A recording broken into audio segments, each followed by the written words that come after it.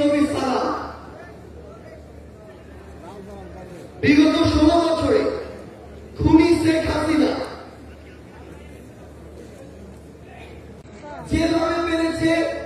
নানা উপাধি দিয়ে নানা তত্ত্ব দিয়ে ব্লেম গেম খেলা যেটি ছিল সেই খেলায় মেতে উঠেছিল। আমরা দেখেছি অনেক নিরপরাধ মানুষকে,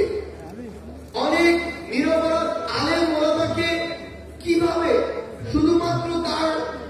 পটেনশিয়াল থ্রেট মনে করার কারণে জেলখানা